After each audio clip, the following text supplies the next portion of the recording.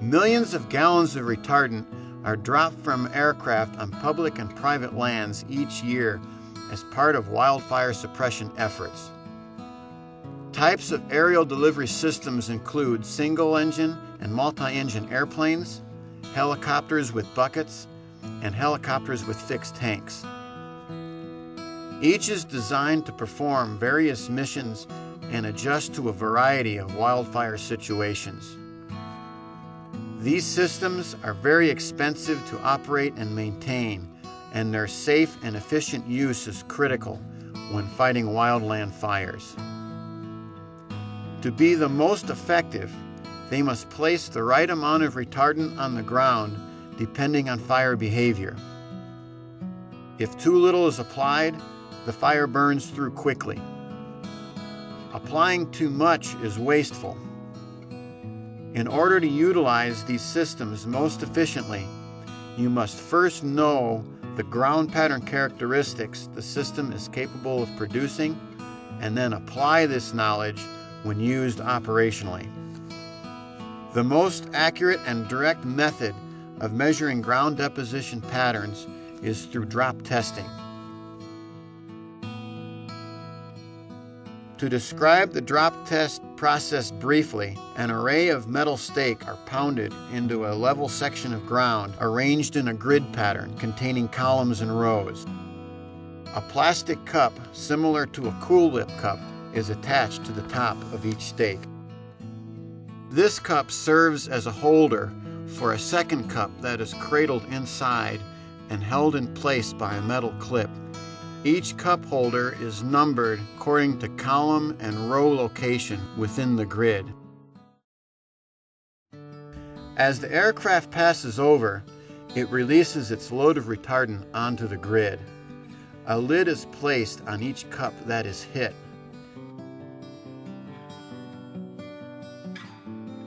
The location number is written on the lid of each cup that is capped, and these are removed from the grid and transported to a weighing area. The weight of retardant and grid location numbers are recorded to determine drop pattern characteristic. Upon arrival to the test site, workers are given a short safety meeting and briefed on the drop test schedule for that day. The drop zone can become very messy and slippery. We recommend high-top leather boots, or when the going gets really thick, rubber irrigation-type boots.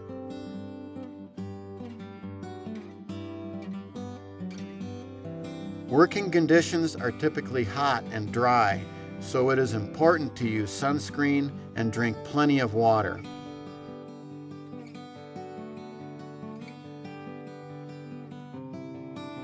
In preparation for the first drop, crews will need to fill their canvas bags with empty cups and lids and carry a marking pencil. Crews need to spread out evenly along the length of the grid. Crew leaders may want to assign rows to individual workers. Crews will be alerted upon final approach of the aircraft before the drop. For safety reasons, it is crucial that workers are clear from the grid as the aircraft passes over and releases its load. If anyone is on the grid during final approach, the drop will be aborted.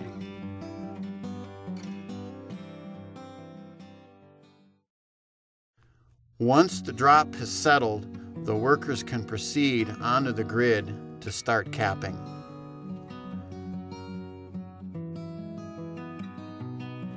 Lids are placed on cups that have at least one drop of retardant in them. Lids are not placed on empty cups. Here are some examples of what to cap. This one definitely needs to be capped, as does this one. Place the cap over the cup. Press gently around the rim with your thumbs to ensure a tight seal. While pressing on the top, support the underside of the cup with your fingers. Avoid pushing downward on the cup while placing the lid. This will cause the holder cup to break off the stake. It is more efficient to finish capping a row before proceeding to the next. Speed and efficiency will improve over time. Walk at a steady pace, but don't run. Once all rows are capped, the next step is to mark all cups with lids on them. The location of each holder cup is identified by a 2-number system. The first number identifies the row, and the second number identifies the cup in that row. For example, 50,4 means the cup is from the 50th row and is the 4th cup from the edge. These numbers are written on the lid. It's important to write legibly and that a comma is placed between the numbers rather than a dash. As in capping, it is more efficient to finish marking a row before proceeding on to the next row.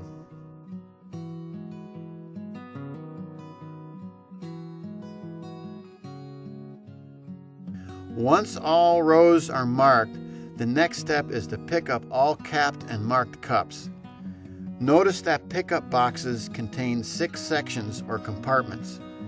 It is important to fill each compartment before placing cups into the next compartment and to finish each row before proceeding on to the next. This will make the sorting process much easier, but more on that later. It is more efficient to work in pairs, where one person places cups into pickup boxes while another person replaces them with a new cup.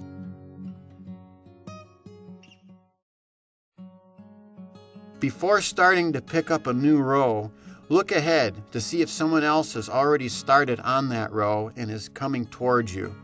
If so, bump on down to the next row.